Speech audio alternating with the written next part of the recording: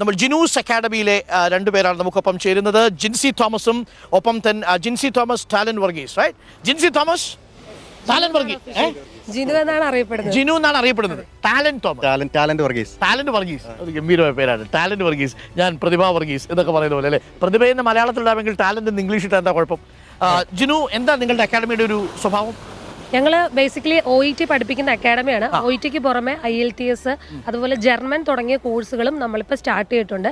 നമ്മളിത് തുടങ്ങിയത് good morning. അതെ, പഠിച്ചുകൊണ്ട് വരികയാണ് ഞാനും ജർമ്മനും. അപ്പം ഏകദേശം നമ്മൾ ഈ ഒരു സ്ഥാപനം തുടങ്ങിയിട്ട് 2 വർഷം നമ്മൾ ആയിട്ടുള്ളൂ. അപ്പം നമുക്ക് ഈ ഒരു ജിനൂസ് അക്കാഡമി എന്ന് പറയുമ്പോൾ എനിക്ക് തീർച്ചയായിട്ടും വളരെ ഒരു പ്രൗഡായിട്ട് പറയാൻ പറ്റുന്ന ഒരു കാര്യം എന്ന് പറയുന്നത്, ഈ ചുരുങ്ങിയ 2 വർഷത്തിനുള്ളിൽ മികച്ച 2 അവാർഡുകൾ നമുക്ക് നേടിയെടുക്കാനായിട്ട് പറ്റി. ഒന്ന് നമ്മുടെ വിദ്യാഭ്യാസ മന്ത്രിയിൽ നിന്നും ബെസ്റ്റ് അക്കാഡമിക്കുള്ള ഒരു അവാർഡ് ശിവൻകുട്ടി സാറിൽ, താങ്ക് യു.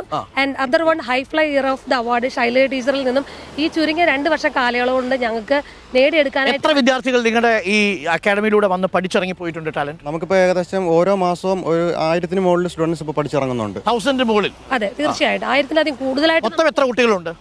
നമുക്ക് ഏകദേശം ഒരു 10,000 കണക്കിലധികം സ്റ്റുഡൻസ് നമ്മൾ പഠിപ്പിച്ച് വിട്ടിട്ടുണ്ട്. 2 വർഷം? അതെ, 10,000 എക്സാക്ട് കണക്കെടുക്കൽ അതിൽ കൂടുതലാണ്. ഓക്കെ, ഏകദേശം നമ്മൾ 10,000-ലധികം ഒരുപാട് കുട്ടികളെ നമ്മൾ പഠിപ്പിച്ച് വിട്ടിട്ടുണ്ട്.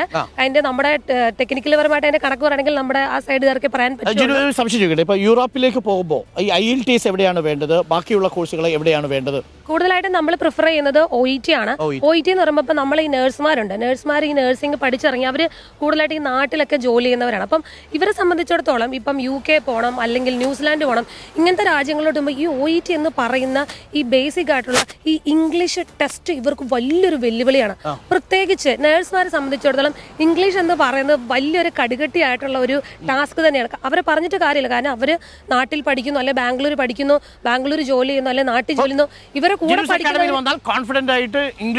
തീർച്ചയായും, അതായത് ഇവരുടെ കൂടെ പഠിക്കുന്നവരും അല്ലെങ്കിൽ ഇവരുടെ കൂടെ ജോലി ചെയ്യുന്നവരും മലയാളീസാണ്. അപ്പൊ ഇവർക്ക് ഇംഗ്ലീഷിന്റെ ആവശ്യം അധികം വരുന്നില്ല. അതുകൊണ്ട് തന്നെയാണ് ഈ കുട്ടികൾക്ക് ഒരു കോൺഫിഡൻസിൽ കുറവ് വരുന്നത്. അപ്പം ജിനൂസ് അക്കാഡമി ചെയ്യുന്നത് എന്താന്ന് വെച്ചാൽ ഏറ്റവും ലോ ലെവലുള്ള സ്റ്റുഡന്റിനെ വരെ നമുക്ക് പെട്ടെന്ന് ക്രാക്ക് ചെയ്ത് കൊടുക്കാൻ പാകത്തുള്ള ഒരു course duration 1 month, 2 month, 3 month ഉണ്ട്. അത് നമ്മൾ തന്നെയാണ് കുട്ടികൾക്ക് സജസ്റ്റ് ചെയ്യുക. ഇപ്പോൾ ഒരു ബിഗിനർ വന്നാൽ നമ്മൾ പറയും 1 month കൊണ്ട് പഠിച്ചെടുക്കാൻ പറ്റില്ല, 3 month കോഴ്സ് തന്നെയാണ് നമ്മൾ അവർക്ക് സജസ്റ്റ് ചെയ്യുന്നത്. ആ 3 month കൊണ്ട് നമ്മൾ 100 വിദ്യാർത്ഥികൾ വന്നാൽ എത്രയാണ് നിങ്ങളുടെ വിജയ ശതമാനം?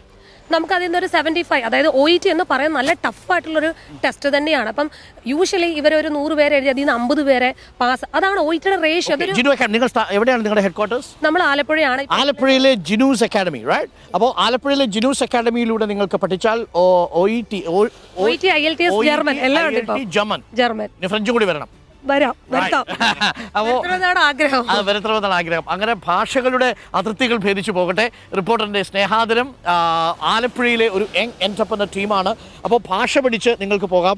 നഴ്സിംഗ് വിദ്യാർത്ഥികളെ സംബന്ധിച്ച് OET, മറ്റുള്ളവരെ സംബന്ധിച്ച് IELTS ഉണ്ട്. +2 കഴിഞ്ഞിട്ടുള്ള കുട്ടികൾക്കാണെങ്കിൽ ജർമ്മൻ വളരെ നല്ലൊരു ഓപ്ഷനാണ് ഇപ്പം. കാരണം നമ്മൾക്ക് ഇപ്പം സാധാരണ നമ്മുടെ നാട്ടിൽ +2 കഴിഞ്ഞൊരു കുട്ടി ഒരു കോഴ്സിന് പോകണമെങ്കിൽ ഒരു എഡ്യൂക്കേഷൻ ലോൺ എടുക്കണം. പിന്നീട് ആ കുട്ടിക്ക് അത് വലിയൊരു തീരാ ബാധ്യതയായി വരുന്നു, ആ ഫാമിലിക്ക് ഒരു ബാധ്യതയായി വരുന്നു.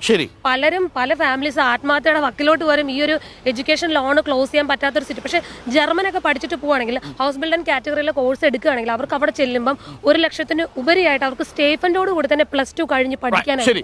ഒരു കാര്യം കൂടി ചോദിക്കട്ടെ, നവകേരള സദസ്സിനെ കുറിച്ച് എന്താ അഭിപ്രായം? നവകേരള സദസ്സ് അതിനെ പറ്റി പലരും പല അഭിപ്രായങ്ങൾ പറയുന്നുണ്ട്. ഞങ്ങൾക്ക് പ്രത്യേകിച്ച് വിരുദ്ധ അഭിപ്രായങ്ങളൊന്നും ഇല്ല.